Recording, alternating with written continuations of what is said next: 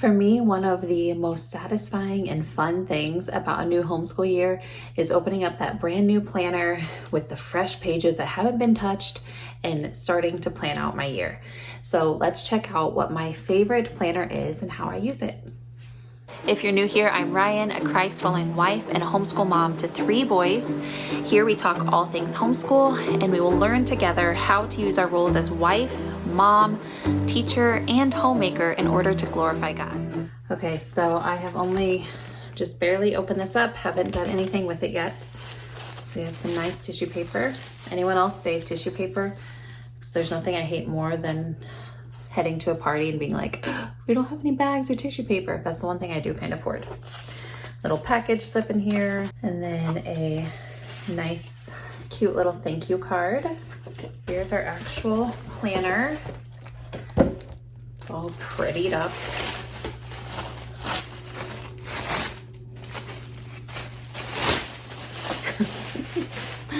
And this is the style this year. So I use the Well Planned Day planner.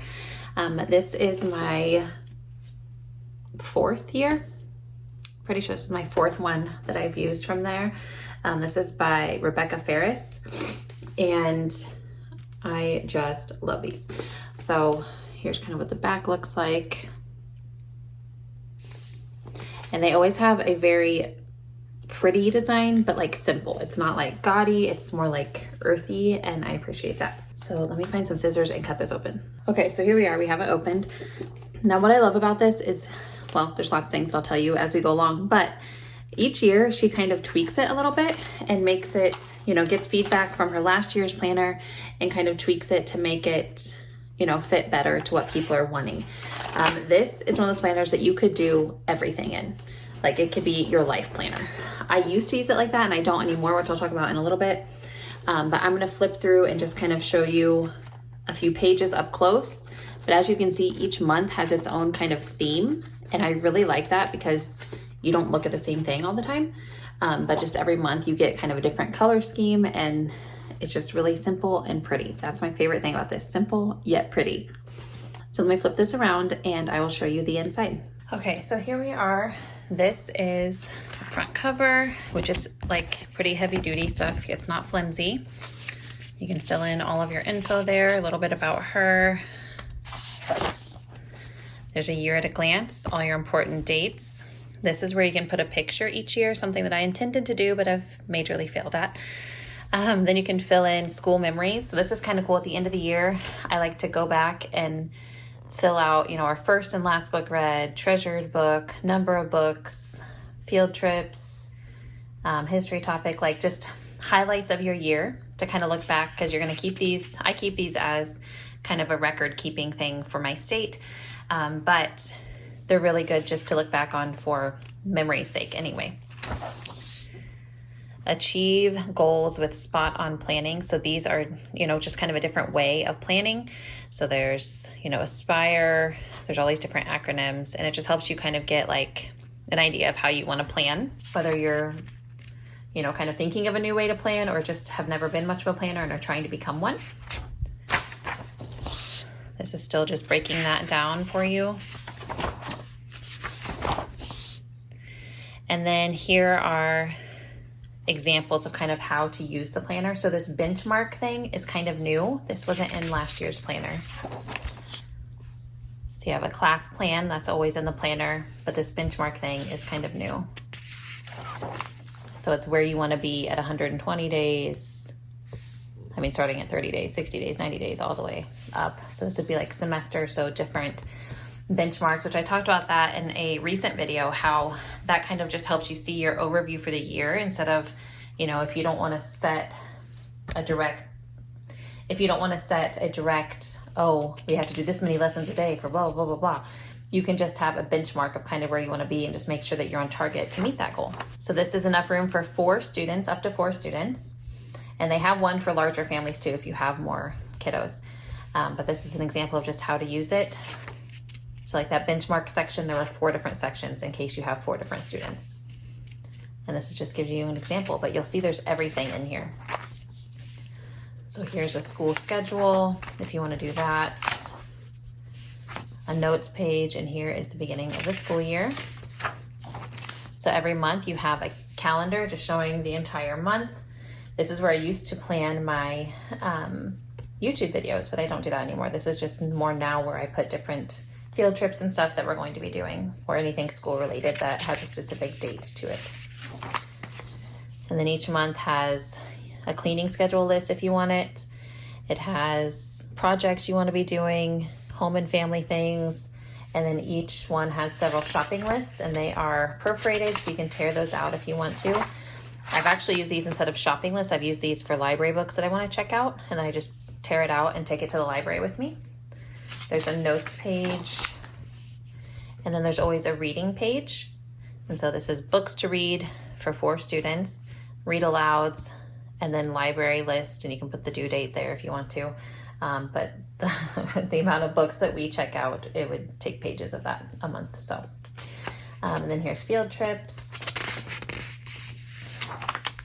And then here's what a week looks like. So this is also something new, the family focus. That was not on there before. And so then there's math, history, science, language arts, and then 2 blank areas.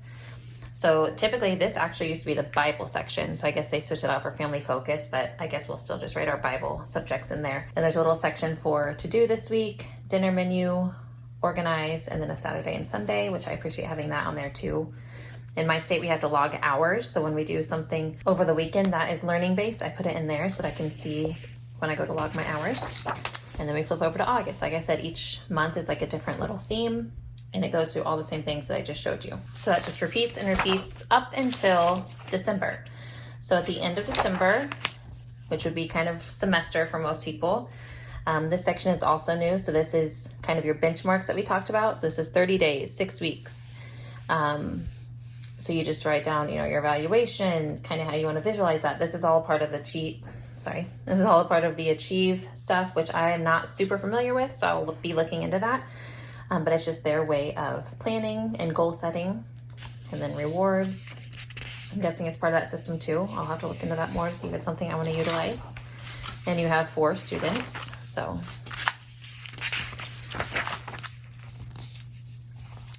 And then here's semester success. You can write down, what each student did that was a success, and just kind of remember that even if the year was rough, or the first half of the year was rough, we still got things done.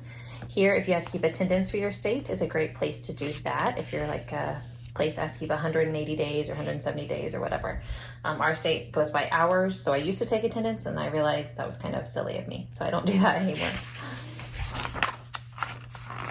And then here's a grade log. So if you need to keep grades for anyone, I don't have to yet, but I will be starting with my middle schooler here pretty soon. You can have a grading scale, progress and accomplishments, and then week by week what their grades were. And then we have this for 4 students. And then another notes page. And we start over with January. So this goes from July to June. And so here is the last week of the planner. And then we go back to these benchmarks. Again, we have attendance and grade logs and a notes page, just like we did at semester. And then here we have just kind of review. Like, this is more for like keepsake and just kind of a benchmark also, what got done this year in each of these different areas. You can add in your own areas. Reflect on how your child is developing emotionally, intellectually, socially, motor, sensory, just all these things that they are growing in. And then curriculum ideas. So like if something wasn't working, but you saw something throughout the year that you want to try, you can always jot that down there for the next year. And then I believe these are calendars for next year. Yeah. July 2023, so you can kind of look ahead, I guess, at the next year, in the next few months anyway. Here's a summer bucket list, vacation plans. Like I said, this has everything. Next year at a glance, notes, and then at the back, we have not yet used these, but like I said, my middle schooler is going to start keeping grades pretty soon. There are actually report cards for each child, and so there are just comments that you can make each semester, what you liked, what you know they can improve on. And this is like thicker paper than the rest. So it's durable, but they're also perforated, so you can tear those out.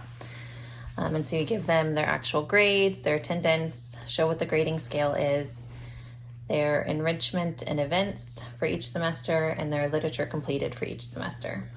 Okay, so that was the end of it. It ended in those report cards. And so I just love how you could literally use this for everything. And there are times I go through seasons where I use it a little more than others. Last year it was just strictly my homeschool planner because I use a smaller planner for more of my day-to-day, like I like to have a to-do list every single day that I can check off. And there's not really a spot for that on here. I mean, I'm sure you could find some place, but I like to keep this mostly homeschool related. I do love the spiral binding. I don't like anything that's not spiral bound. I love to be able to like flip it and just keep it, you know, halfway open. So like I was trying to show you on there, I mostly just use this. So we put our Bible stuff up here, which is a family subject. So I just have to write it once. And then math, these first 2 lines are my oldest son's, second 2 lines are my youngest son's, same with history, but history is also a family subject for us. So I just write it once and then just kind of put ditto down here. Same with science, it's a family subject, but then language arts, they each get their own little section. Then we use handwriting and spelling for these, for both of them. So it'll be like handwriting, spelling for each kiddo. And then this, we do whatever they have done for PE for the day and whatever read aloud. And then these 2 little lines are for my preschooler because I can just kind of jot down, hey, we did sunlight week 25, day 3, or we did alphabet adventures, letter F or whatever. And just like, I don't have to keep records for him, but just to kind of keep me on track of where we are. Now there are times that I use the to-do list.